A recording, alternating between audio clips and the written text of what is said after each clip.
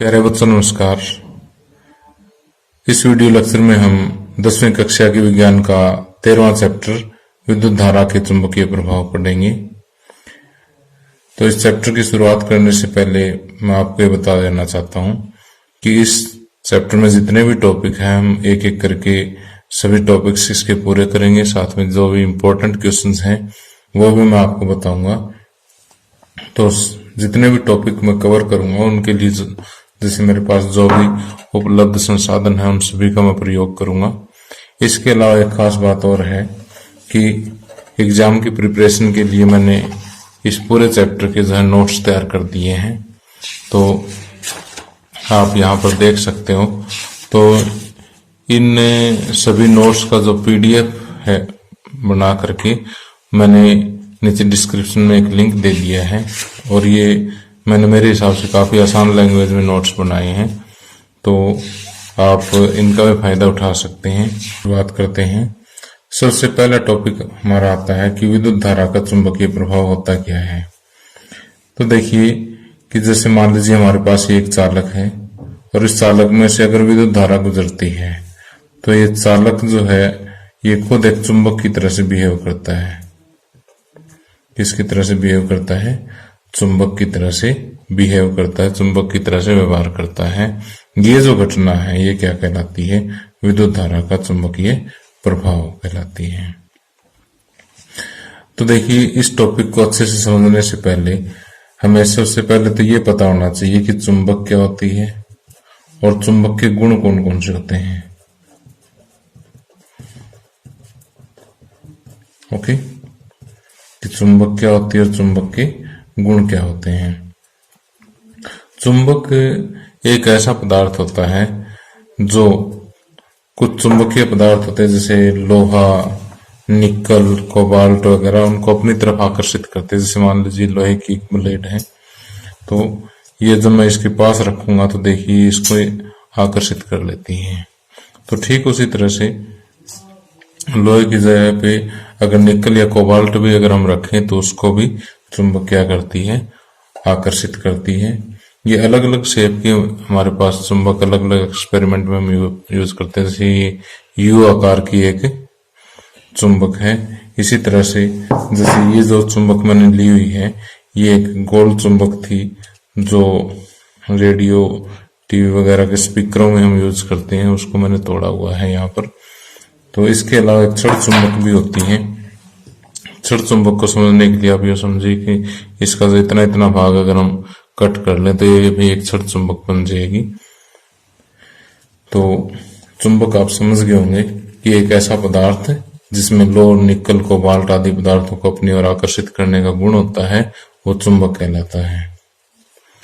अब चुंबक की एक खास बात और होती है कि अगर इसको स्वतंत्र अवस्था में लटका दें, जैसे इसको धागा बांध के लटका दें, तो जैसे मान लीजिए चुंबक ही है, इसको अगर आप यहाँ पर धागा बांध के लटका देंगे तो ये हमेशा उत्तर दक्षिण दिशा में आकर के ही रुकेगा। ठीक, अब देखिए चुंबक का एक रूप और दिखाता हूं आपको। ये देखिए ये दिक् सूचक है। तो यहाँ पर ये जो आपको सुई नजर आ रही है वास्तव में चुंबक ही है ये, और ये स्वतंत्र अवस्था में लटकी हुई है। तो जैसे ये रुकेगी तो ये उत्तर दक्षिण दिशा में आकर के ही रुकेगी।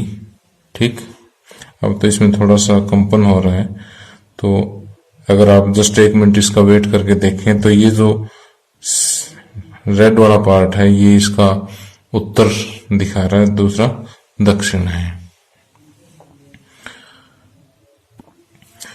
तो जो मैंने अभी तक आपको पढ़ाया वो क्या है कि विद्युत धारा का चुंबकीय प्रभाव, कि जब किसी तार में से विद्युत धारा गुजारी जाती है तो तार क्या चुंबक की भांति व्यवहार करता है, और ये घटना क्या कहलाती है? विद्युत धारा का चुंबकीय प्रभाव कहलाती है।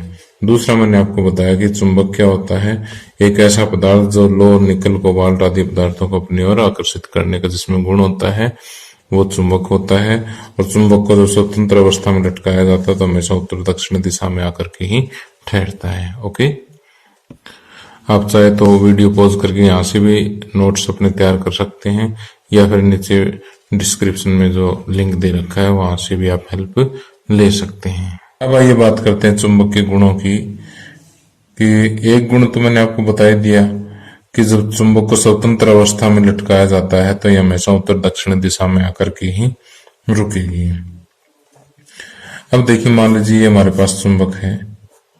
अभी इसके दो सिरे हैं और इसको आपने धागा बांध करके स्वतंत्र अवस्था में लटका दिया है, तो जो सिरा उत्तर की तरफ आकर के रुकेगा उसे उत्तर ध्रुव कहते हैं। क्या कहते हैं? उत्तर ध्रुव। और जो सिरा दक्षिण की तरफ आकर के रुकेगा उसको हम दक्षिण ध्रुव कहते हैं। And for north, north means उत्तर, as for south, south means दक्षिण होता है। तो अब देखिए कि आपको ये पता लग ही गया है दूसरे नंबर पे कि एक चुंबक के दो ध्रुव होते हैं। अब देखिए, इन दोनों ध्रुवों की मैं आपको खास बात बताता हूं कि यदि हम एक उत्तरी ध्रुव को दूसरे उत्तरी ध्रुव के पास लेकर के आते हैं तो ये एक दूसरे को दूर भगाएंगे, जिसको हम हिंदी में कहते हैं कि प्रतिकर्षित करेंगे। क्या करेंगे? प्रतिकर्षित करेंगे। लेकिन अगर एक उत्तर के साथ दूसरा साउथ लेकर के आते हैं तो ये एक दूसरे को आकर्षित करेंगे। क्या करेंगे? आकर्षित। अगर प्रैक्टिकली देखना चाहते हो तो देखिए कि जैसे इसका ये उत्तर है, ये दक्षिण है। उत्तर और दक्षिण अगर मैं पास में लेके आता हूं तो देखिए इसको इसने अट्रैक्ट कर लिया है। ठीक, तो जब एक उत्तर दूसरा दक्षिण है तो एक दूसरे को आकर्षित करेंगे। लेकिन ये देखिए उत्तर है और इसका दूसरी का मैं उत्तर इसके पास लेकर के आ रहा हूं तो देखिए मैंने पूरा जोर लगा दिया, लेकिन ये आपस में मिल नहीं रही है। अगर इसको मैं यहां रखूंगा तो देखिए इसको प्रतिकर्षित ही करेगी। ये देखिए, ओके। अब चुंबक का तीसरा गुण देखिए कि यदि हम किसी एक चुंबक को बीच में से काट देते हैं तो भी इसके उत्तर दक्षिण ध्रुव अलग अलग नहीं हो सकते। इसके दो चुंबक बनेंगे, वो भी अपने आप में कंप्लीट चुंबक होंगे। दो पीस जो बनेंगे वो अपने आप में कंप्लीट चुंबक होंगे। तो यदि आप किसी चुंबक को तोड़ते हो तो अगर बिल्कुल छोटा सा पार्ट, अगर ये छोटे छोटे पार्टिकल जैसे मैंने इसके तोड़ रखे हैं चुंबक के, ये भी अपने आप में एक कंप्लीट चुंबक है। ठीक,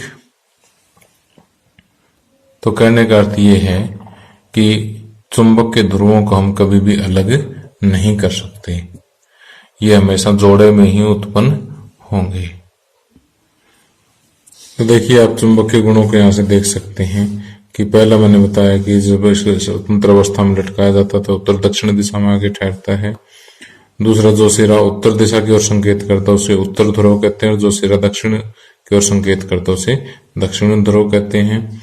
समान ध्रुव आपस में प्रतिकर्षित करते हैं तथा विपरीत ध्रुव एक दूसरे को क्या करते हैं? आकर्षित करते हैं। चुंबक के ध्रुवों को अलग नहीं किया जा सकता। ओके, अब आगे क्वेश्चन आता है कि चुंबक के निकट लाने पर दिक् सूचक की सुई विक्षेपित क्यों हो जाती है? अब ये विक्षेपित थोड़ा सा गुड हिंदी का शब्द है कि जैसे ये दिक् सूचक है, इसने पूछा क्या है, तो इसको जब चुंबक के पास लेके आते हैं तो ये देखिए कि इसमें विक्षेपण हो गया। विक्षेपण का मतलब अपनी पोजीशन चेंज करना। आप देखिए इसकी पोजीशन ये है, लेके आते तो एकदम से देखिए ये विक्षेपित हो गई, कहां से उठ करके कहीं चली गई, तो इसको हम कहते हैं विक्षेपित होना। ओके, ये क्यों हो जाती है आप समझ ही गए होंगे कि दिक् सूचक की सुई जो है अपने आप में क्या है? एक मैग्नेट है, एक चुंबक है। तो आप यही कहोगे कि दिक् सूचक की सुई भी क्या होती है? कि चुंबक होती है। जब दूसरी चुंबक इसके पास लेकर के आते हैं तो दिक् सूचक की सुई पर आकर्षण या प्रतिकर्षण बल लगता है। इसके कारण ये क्या हो जाती है? विक्षेपित हो जाती है।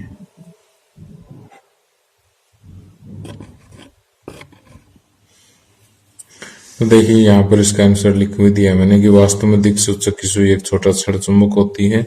जब इसे किसी चुंबक के नजदीक लाया जाता है तो इस पर आकर्षण या प्रतिकर्षण बल लगता है, इसलिए विक्षेपित हो जाती है। अब आगे आता है कि चुंबकीय क्षेत्र क्या होता है, कि किसी भी चुंबक के चारों ओर का वो क्षेत्र, चारों ओर का वो क्षेत्र जहां तक इसका आकर्षण या प्रतिकर्षण बल जो है वो अनुभव कर सकते हैं, वो इसका चुंबकीय क्षेत्र कहलाता है। जैसे मान लीजिए हमने ये एक चुंबक रखी और जहां तक इसका आकर्षण या प्रतिकर्षण बल जो है हम अनुभव कर सकते हैं, वो जो क्षेत्र है इसके चारों तरफ का, वो क्या कहलाएगा, चुंबकीय क्षेत्र कहलाता है। ओके,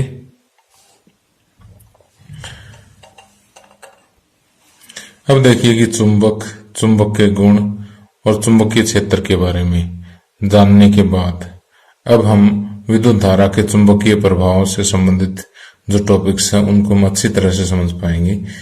तो विद्युत धारा का चुंबकीय प्रभाव समझने के लिए एक अरस्टिड साइंटिस्ट थे, उनका एक प्रयोग हम पढ़ रहे हैं। इन्होंने क्या किया कि एक मोटी तांबे की तार ली, जिसको हम XY का नाम दे देते हैं, और इसको जो है इस तरह से वर्टिकल अवस्था में रखा जैसे पेंसिल है सीधी खड़ी, ठीक, और इसके बीचों बीच जो है एक गत्ते को इन्होंने पास कर दिया, ठीक, गत्ते को ऐसे समतल तल पे रखा। इसको मैं यहां बना रहा हूं गत्ते को, ये समझ लीजिए कि इसके बीचों बीच गत्ते में से तार निकल रहा है। अब इस तार के साथ देखिए इन्होंने क्या किया कि एक बैटरी जोड़ी, ओके, और यहां पर एक जो है प्रतिरोध लगाया, धारा मापने के लिए एमीटर लगाया, एक बटन लगाया ताकि हम जब मर्जी चाहे धारा ऑफ कर सकते हैं।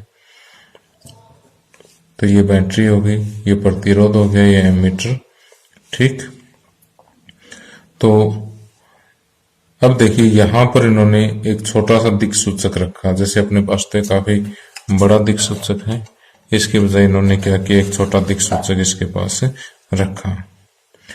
और जैसे ही इन्होंने की को ऑन किया, इस बटन को ऑन किया, ठीक, तो इसमें से क्या हुआ, विद्युत धारा प्रवाहित होने लगी, ठीक, क्योंकि बटन ऑन करेंगे तो विद्युत धारा प्रवाहित तो होगी।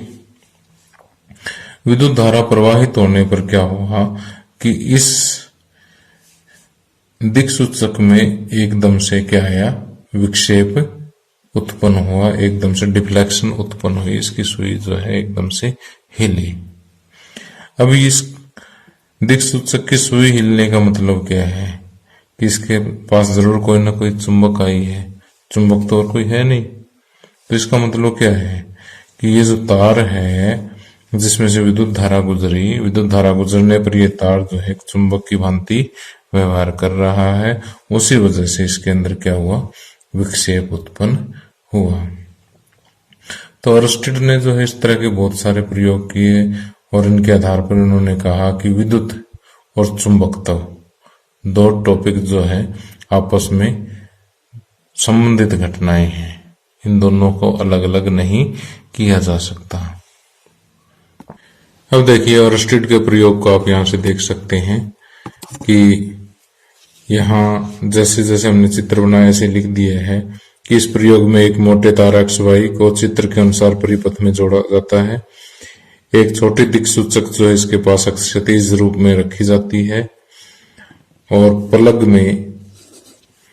में कुंजी लगाने से तार XY में विद्युत धारा प्रवाहित होने लग जाती है, जिसके बाद दिक् सूचक में विक्षेप उत्पन्न होता है और इससे यह सिद्ध होता है कि विद्युत धारा जो है चुंबकीय प्रभाव उत्पन्न करती है। और इसी तरह के परीक्षणों के आधार पर अरस्टिड ने यह प्रमाणित किया कि विद्युत तथा चुंबकत्व परस्पर संबंधित घटनाएं हैं। अब अगला टॉपिक आता है हमारे पास चुंबकीय क्षेत्र रेखाएं। चुंबकीय क्षेत्र रेखाओं को समझने के लिए देखिए कि मान लीजिए हमारे पास ये एक ड्राइंग बोर्ड है, एक लकड़ी का एक बोर्ड है, इसके बीच में हमने एक चुंबक पेस्ट कर दी है। अब इसके चारों तरफ जो है लोहे का चूर्ण हम बिल्कुल बारीक पिसा हुआ लोहा जो है, लोहे का चूर्ण इसके चारों तरफ बिखेर देते हैं। तो इस तरह से फैलाने के बाद जब हम इसको थोड़ा सा थपथपाते हैं, थपथपाने के बाद ये लोहा का चूर्ण है इस तरह से कुछ रेखाओं के अनुदिश संरेखित हो जाता है। ठीक, क्या हो जाएगा, इन रेखाओं के अनुदिश संरेखित हो जाएगा। और ये जो रेखाएं हैं ये क्या कहलाती हैं, चुंबकीय क्षेत्र रेखाएं कहलाती हैं। ओके, तो आप यहां से चुंबकीय क्षेत्र रेखाएं समझ सकते हैं कि जब एक ड्राइंग बोर्ड पर छड़ चुंबक के निकट लोह चूर्ण को फैलाया जाता है तो लोह चूर्ण कई रेखाओं के अनुदिश संरेखित हो जाता है। ये रेखाएं क्या कहलाती है, चुंबकीय क्षेत्र रेखाएं कहलाती है। और दिक् सूचक का उत्तरी ध्रुव चुंबकीय क्षेत्र रेखाओं के अनुदिश गमन करता है। इस लाइन का अर्थ मैं समझाऊंगा अभी। तो अब देखिए कि एक तो हमने यहाँ पर मेथड देखा कि किस तरह से हम चुंबकीय क्षेत्र रेखाओं का अनुभव कर सकते हैं। दूसरा जो है हम दिक् सूचक की सहायता से भी चुंबकीय क्षेत्र रेखाओं को आरेखित कर सकते हैं। उसके लिए जो है आपको क्या करना होगा, पहले तो मेरे पास एक छोटी दिक् सूचक होनी चाहिए थी, अनफॉर्चुनेटली मुझे मार्केट में मिली नहीं वो। तो कोई बात नहीं, मैं जस्ट एक आइडिया दे देता हूं कि आप एक दिक् सूचक की सहायता से जो है प्रैक्टिकली कैसे चुंबकीय क्षेत्र रेखाओं को ड्रा कर सकते हो, कैसे आरेखित कर सकते हो। कि इसके लिए आपके पास एक छड़ चुंबक होना चाहिए। छड़ चुंबक की जगह पर मैं एक सिंपल चुंबक ले रहा हूं और इसके पास जो एक बिंदु लगाई, जैसे ये बिंदु मैंने इसके पास लगा दिया। ठीक, और इस बिंदु के पास अब देखिए कि ये इसका जो ये वाला जो सिरा है ये इसका नॉर्थ है। ठीक, और दूसरा इसका क्या है, साउथ है। तो देखिए नॉर्थ के पास अगर हम दिक् सूचक लेके आएंगे, इसके उत्तर के पास अगर दिक् सूचक लेके आएंगे तो यहां से ध्यान से देखिए कि दक्षिण सिरा उत्तर की तरफ आ गया, उत्तर दूर चला गया। जहां भी उत्तर का मुंह है वहां पर आपने एक बिंदु और लगाना है। ओके, फिर अब ये दक्षिण जो है इस बिंदु के ऊपर ले आइए आप। ठीक, तो इस तरह से अगला बिंदु लगा दीजिए, फिर उससे अगला लगाएंगे। तो इस तरह से बिंदु लगाते जाएंगे तो लास्ट में क्या है कि ये सुई थोड़ी सी पहले इधर मुड़ेगी, फिर इधर मुड़ेगी, फिर इधर मुड़ेगी, फिर इधर, फिर वापस ये साउथ पर आकर के खत्म हो जाएगी ये बात। तो मान लीजिए कि यहाँ पर हमारे पास एक छड़ चुंबक है, ये दिक् सूचक है। तो छड़ चुंबक का ये नॉर्थ और ये साउथ है।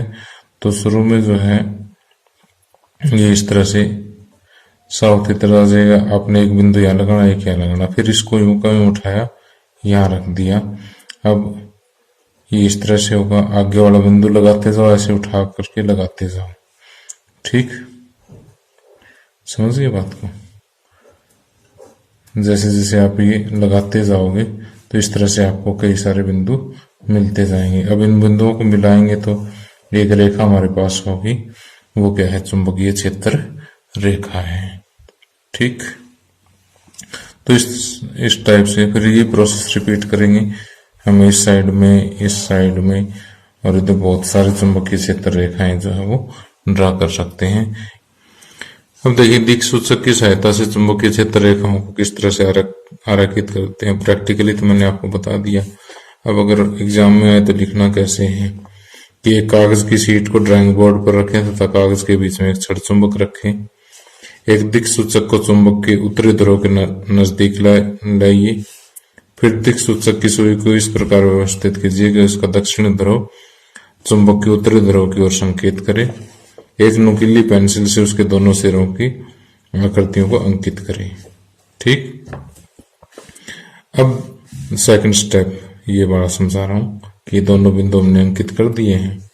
अब दिक्सूचक को इस प्रकार रखिए कि उसका दक्षिण ध्रुव उस स्थिति में आ जाए जहां पहले उत्तर था। पहले उत्तर यहां था, अब दूसरी पोजीशन में जो दिक्सूचक है उसका दक्षिण यहां आना चाहिए।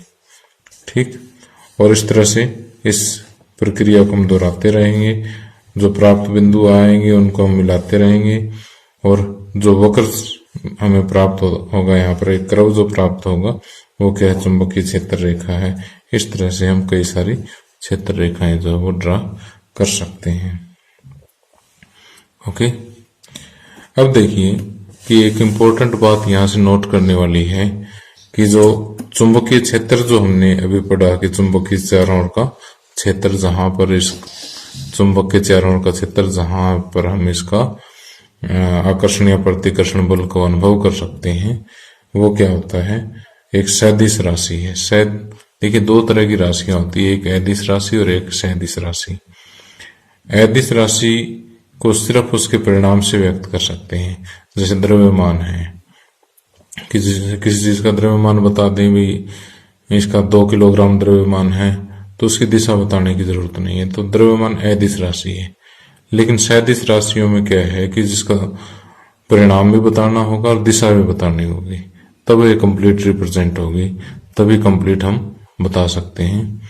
तो जैसे चुंबकीय क्षेत्र क्या है, एक सदिश राशि है, यानी इसके परिणाम और दिशा दोनों होते हैं।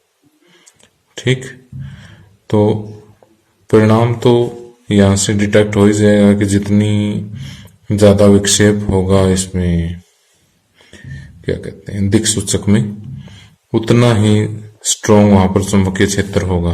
जितना ज्यादा विक्षेप, जितनी ज्यादा डिफ्लेक्शन होगी, उतना स्ट्रॉन्ग चुंबकीय क्षेत्र होगा। और दिशा की अगर हम बात करें तो किसी भी बिंदु पर मान ले दिशा देखनी है आपने, यहाँ पर जैसे चुंबक है, इसके इस पॉइंट पर दिशा देखनी है आपने, तो यहाँ पर दिक्सूचक रख दीजिए। जो उत्तर दिशा की जो डायरेक्शन है वही क्या है, यहाँ पर दिक्सूचक की इसकी चुंबकीय क्षेत्र की दिशा होगी।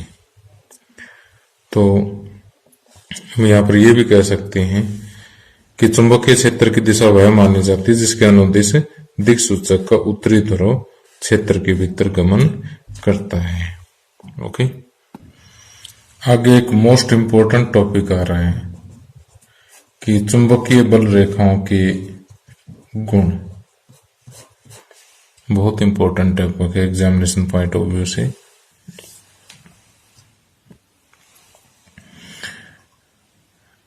अब देखिए कि जैसे हमने यहाँ पर चुंबकीय बल रेखाओं खींचनी सीखी, जैसे साउथ या नॉर्थ, तो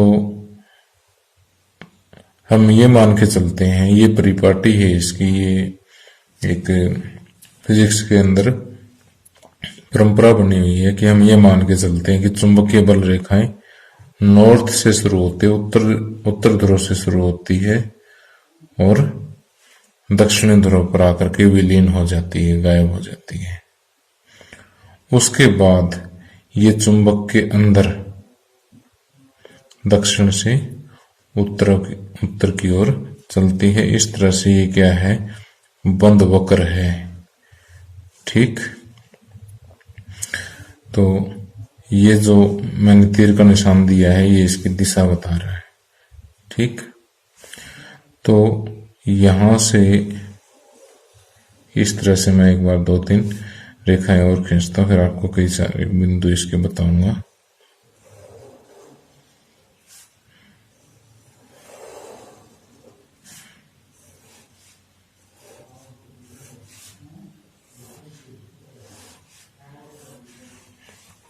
ओके, तो अब देखिए कि यहां पर और यहां पर आप देख रहे हैं कि चुंबकीय जो क्षेत्र रेखाएं हैं वो काफी नजदीक है, काफी निकट है, और यहां पर दूर दूर है।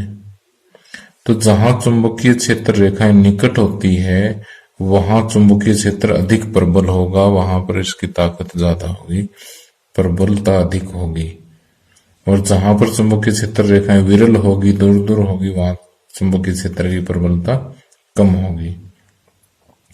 और अब तीसरा पॉइंट सबसे इंपॉर्टेंट पॉइंट है कि दो चुंबकीय क्षेत्र रेखाएं एक दूसरे को कभी भी नहीं काटती, कभी भी प्रतिच्छेद नहीं करेगी। क्यों नहीं करेगी? उसका कारण है, आपको अब कोई बच्चा कह सकता है लो जी एक रेखा ये खींची, दूसरी ये खींची, काट गई। ऐसे कैसे काट गई? तो देखिए हम इसको सिद्ध करेंगे कि नहीं काटती। क्यों? क्योंकि हमने बताया कि किसी भी बिंदु पर अगर चुंबकीय क्षेत्र की अगर दिशा देखनी है तो हम यहाँ क्या रखते हैं? क्या रखते हैं? दिक्सूचक रखते हैं। और उसका नॉर्थ आपको क्या देगा? उस स्थान पर उसका उत्तर ध्रुव क्या देगा? उस स्थान पर चुंबकीय क्षेत्र की दिशा देगा। ठीक, तो इसका मतलब अगर इस जगह पर हम दिक्सूचक रख दें तो उत्तर जो है इस दिशा में भी होगा और उत्तर इस दिशा में भी होगा, यानी दो दिशाओं में उत्तर होना पड़ेगा उसको। ठीक, तो क्या एक दिक्सूचक का उत्तर दो दिशाओं में हो सकता है? नहीं हो सकता। ठीक, जब नहीं हो सकता तो दो चुंबकीय क्षेत्र रेखाएं एक दूसरे को नहीं काट सकती। तो जो तीनों पॉइंट मैंने अभी आपको बताए हैं वो लिख के बता रहा हूं अभी कि देखिए चुंबकीय बल रेखाएं या चुंबकीय क्षेत्र रेखाओं के गुण जो है, पहला तो परिपाटी के अनुसार चुंबकीय क्षेत्र रेखाएं या बल रेखाएं की बात है कि चुंबकीय क्षेत्र रेखाएं चुंबक के उत्तर ध्रुव से प्रकट होकर दक्षिण ध्रुव पर विलीन होती है तथा चुंबक के अंदर इन रेखाओं की दिशा दक्षिण ध्रुव से उत्तर ध्रुव की ओर होती है, इसलिए ये बंद वक्र होती है। दूसरा पॉइंट, जहां चुंबकीय क्षेत्र रेखाएं अपेक्षाकृत अधिक निकट होती है वहां चुंबकीय क्षेत्र अधिक प्रबल होता है और जहां ये रेखाएं अधिक विरल होगी वहां चुंबकीय क्षेत्र की प्रबलता कम होगी। और तीसरा पॉइंट है, दो चुंबकीय क्षेत्र रेखाएं एक दूसरे को कहीं भी प्रतिच्छेद नहीं करती। यदि वे ऐसा करे तो प्रतिच्छेद बिंदु पर दिक्सूचक रखने पर उसकी सुई दो दिशाओं की ओर संकेत करेगी, जो कि संभव नहीं है। ये वाला पॉइंट जो है 1 नंबर में क्वेश्चन अलग से भी पूछा जा सकता है। तो प्यारे बच्चों, इसी के साथ ही लेक्चर समाप्त होता है। अगले लेक्चर में हम बहुत सारे इंपॉर्टेंट टॉपिक्स पढ़ेंगे जो काफी इंटरेस्टिंग भी है और एग्जामिनेशन पॉइंट ऑफ व्यू से इंपॉर्टेंट भी है।